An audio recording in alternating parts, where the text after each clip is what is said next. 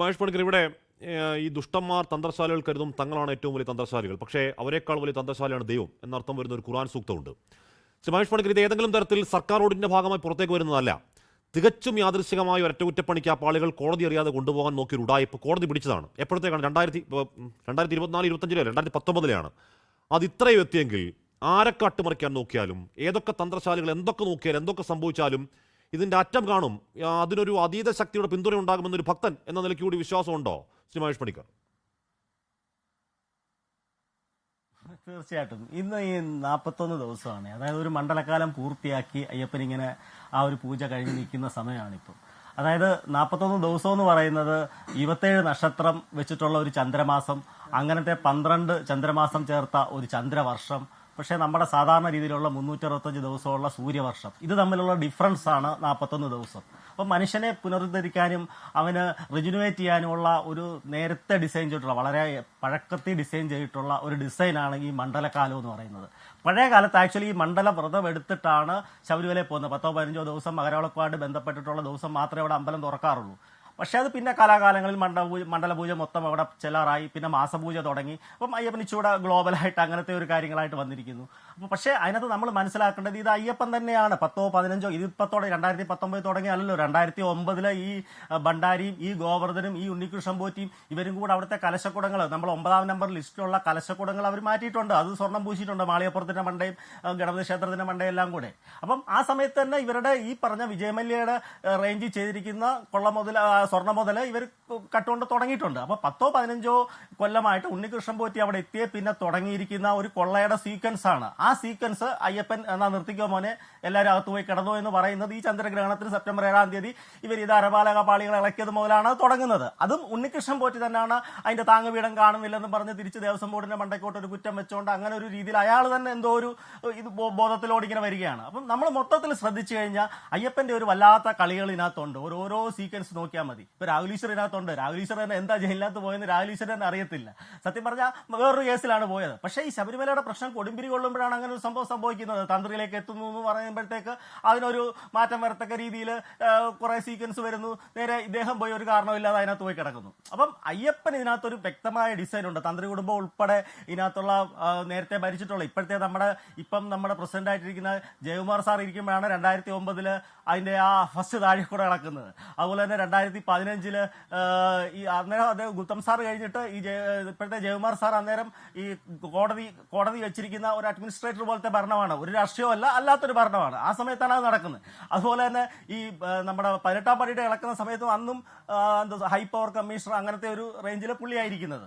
അപ്പം ഇതിനകത്ത് രാഷ്ട്രീയത്തിന് അതീതമായി ഉദ്യോഗസ്ഥ തലത്തിലും ഈ പോറ്റിമാര് പൂജാവിധികൾ അങ്ങനെ ചെയ്യുന്ന ഒരു തലത്തിലും, അല്ലെങ്കിൽ എന്താ പറയുന്ന മറ്റുള്ള സിനിമാക്കാര് അല്ലെങ്കിൽ അങ്ങനത്തെ ആൾക്കാർ അവർ തമ്മിലൊക്കെയുള്ള ഒരു വലിയൊരു ഗൂഢാലോചനയും വലിയൊരു ഇത് ഇതിനകത്തുണ്ട്. പക്ഷെ അയ്യപ്പൻ ഇതിന്റെ എല്ലാം വേണം നമ്മൾ ശരിക്കും ഇതുവരെ നടന്നിരിക്കുന്ന സീക്വൻസ് എല്ലാം പരിശോധിച്ചു കഴിഞ്ഞാൽ തികച്ചും അപ്രതീക്ഷിതമായിട്ടാണ് ഇതിന്റെ തെളിവുകൾ വരുന്നത്. ഇവരുടെ ലീഡ് എന്നൊക്കെ പറയുന്നത് ചുമ്മാ ഇങ്ങനെ ആകാശത്ത് നിന്ന് പൊട്ടിമുളിക്കുന്ന പോലെ ഒരാൾക്ക് ഒരു ഇത് കിട്ടുകയാണ്. അങ്ങനെ ഈ സ്വപ്ന ദർശനത്തിന്റെ ഒരു ഇതാണല്ലോ. നമ്മൾ ഈ ഫോട്ടോയൊക്കെ കാണുമ്പോൾ ഉണ്ണികൃഷ്ണൻ പോറ്റി എവിടെ ശബരിമല മുഖ്യ പുരോഹിതനായിട്ട് എന്താ പറഞ്ഞ ഇന്ത്യയിലെ ഏറ്റവും പ്രധാനപ്പെട്ട ഒരു വീട്ടില് അവിടുത്തെ ഒരു വനിതയ്ക്ക് കയ്യിൽ ഈ തായ്ത്തോ അല്ലെങ്കിൽ കാപ്പ് കെട്ടി കൊടുക്കത്തക്ക രീതിയിലൊക്കെയാണ് അയാളെ ഡിസൈൻ ചെയ്തിരിക്കുന്നത്. ഇപ്പൊ നമ്മൾ ഈ ഡി മണി എന്ന് പറഞ്ഞ ആൾ കേൾക്കുന്ന ഓട്ടോ ഡ്രൈവർ ആയിരുന്നു, ഇത്ര ഇതുകൊണ്ട് 500-1000 കോടി കൈകാര്യം ചെയ്യുന്ന രീതിയിൽ എത്തിയെന്നൊക്കെ കേൾക്കുന്നു. അപ്പം ഇതുപോലത്തെ വളരെ വളരെ നമ്മൾ സാധാരണ സമൂഹമോ സാധാരണ ഭക്തജന സമൂഹമോ അറിയാത്തക്ക രീതിയിൽ വളരെ വലുതായിട്ട് അവിടെ ഒരു പാരലൽ, ഒരു സമാന്തരമായ ഒരു ഭരണഘടന അല്ലെങ്കിൽ ഒരു ഭരണം അവിടെ നിലനിൽക്കുന്നുണ്ട്. അതിപ്പോഴും അതിന്റെയൊക്കെ ചെറിയ ട്രേസസ് ഉണ്ട്, ഇപ്പോഴും ഇന്നത്തെ ദിവസവും ഉണ്ടത്. അപ്പം അതൊക്കെ ഒന്ന് മാറ്റാനായിട്ട് അയ്യപ്പൻ തീരുമാനിച്ചിട്ടുണ്ട്. ഇതിനകത്ത് കഴിഞ്ഞ ജയകൃഷ്ണൻ സാർ നമ്മൾ കണ്ടതാണ്, നെയ്ത്തേങ്ങയുടെ കൂപ്പണ് എന്താ പറയുന്ന പൂജാരിയുടെ റൂമിൽ നിന്നാണ് 5 ലക്ഷം രൂപയാണ് ഒരു ദിവസത്തെ നെയ്ത്തേങ്ങയുടെ കൂപ്പൺ പിടിച്ചാൽ നെയ്യ് അഭിഷേകത്തിന്റെ ഇത് പിടിച്ചെന്ന് പറയുന്നത്. ഈ 5 ലക്ഷം രൂപ വെച്ച് പറയുമ്പോഴത്തേക്ക് നമ്മുടെ ഒരു 100-130 ദിവസം കൊണ്ട് ടോട്ടൽ സീസൺ എത്ര കോടി രൂപയായി? അപ്പം അതൊരു നിസ്സാര കാര്യമാണ്. ഇതുപോലത്തെ കുറെ പൂജകളുമായിട്ട് ബന്ധപ്പെട്ടതും ഇതിനകത്ത് വിശ്വാസവും അന്ധവിശ്വാസവും തമ്മിലുള്ള ഒരു ചെറിയ വ്യത്യാസമേ ഉള്ളൂ, ചെറിയൊരു അതിർവരമ്പേ ഉള്ളൂ. അതിനകത്ത് ഇവര് മാക്സിമം ഈ പറഞ്ഞ റിയലായിട്ട് പോകേണ്ട ആ ചൈതന്യമുള്ള ഒരു സംഭവത്തെ ധനസമാഹരണത്തിന് വേണ്ടി മാത്രമായിട്ട് ഡിസൈൻ ചെയ്ത് മാറ്റുകയാണ്. ഇവരുടെ എല്ലാവരുടെയും നോക്കുക ആത്യന്തികമായ ലക്ഷ്യം എന്താ? സ്വർണത്തിലാണേലും അല്ലെങ്കിൽ ഇതിനൊരു വല്ലാത്ത മൂല്യമുണ്ട് വിശ്വസിപ്പിച്ചാണെങ്കിലും ഇങ്ങനത്തെ കാര്യങ്ങൾ ചെയ്യുക. നമ്മൾ പിന്നെ ഈ വിശ്വാസക്കൊള്ളയും ആന്റി കൊള്ളയും തമ്മിൽ 2 വ്യത്യാസമുണ്ട്. ഈ വിശ്വാസക്കൊള്ളയ്ക്ക് പൂജയുടെ അല്ലെ പൂജാരിയുടെ ആവശ്യമുണ്ട്.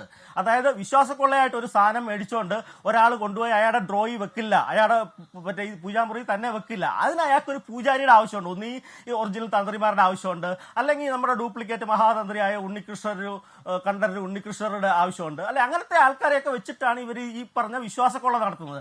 ആന്റിക്കൊള്ളയാണ് ഇങ്ങനൊന്നുമില്ല. ഇപ്പൊ വാജിവാഹനം, അഷ്ടദിക് പാലകർ അങ്ങനത്തെയൊക്കെ സാധനങ്ങളാണ്. ഇത് ജസ്റ്റ് കൊണ്ട് അവരൊരു ഡ്രോയിലോ അല്ലെ അവരുടെ ഒരു സ്റ്റോർ റൂമിലോ അല്ലെങ്കിൽ എവിടെയെങ്കിലും എക്സിബിറ്റ് ചെയ്യുന്ന സ്ഥലത്തോ ഏതെങ്കിലും അങ്ങനെ വെച്ചാൽ മതി. പക്ഷെ വിശ്വാസക്കൊള്ളയ്ക്കകത്ത് ഉറപ്പായിട്ടും ഈ പൂജകന്മാരുടെ സംരക്ഷണമോ അല്ലെ അവരുടെ പിന്നീടുള്ള കാര്യം, ഇത് നിങ്ങളുടെ ഇന്ന ദോഷത്തിന് ഇങ്ങനെ ചെയ്യണം, ഇന്ന ദിവസം ഇന്ന പൂജ ചെയ്യണം, അല്ലെ ഇങ്ങനെ ചെയ്യണം, അങ്ങനെയൊക്കെ പറഞ്ഞ് അവരുടെ ഗൈഡൻസോടെയാണ് വിശ്വാസക്കൊള്ള നടക്കുന്നത്. അത് അറിഞ്ഞോ അറിയാതെയോ, അതിന്റെ പ്രതിഫലം പറ്റിയോ പ്രതിഫലം വരാതെയോ, അതൊക്കെ നമുക്ക് അന്വേഷണത്തിൽ കൂടെ വരേണ്ടതാണ്. പക്ഷെ ഈ വിശ്വാസക്കൊള്ള എന്ന് പറഞ്ഞ സാധനത്തിനകത്ത് തീർച്ചയായിട്ടും ഈ വർഗ്ഗങ്ങളുടെ അല്ലെങ്കിൽ ഈ പറഞ്ഞ പൂജകളുമായിട്ട് ഒറിജിനൽ ആയിട്ടുള്ളവരോ ഡ്യൂപ്ലിക്കേറ്റ് ആയിട്ടുള്ളവരോ ആരുടെയായ ഒരു ഇൻവോൾവ്മെന്റ് ഇല്ലാതെ ഇതാരും മേടിക്കാൻ പറ്റത്തില്ല.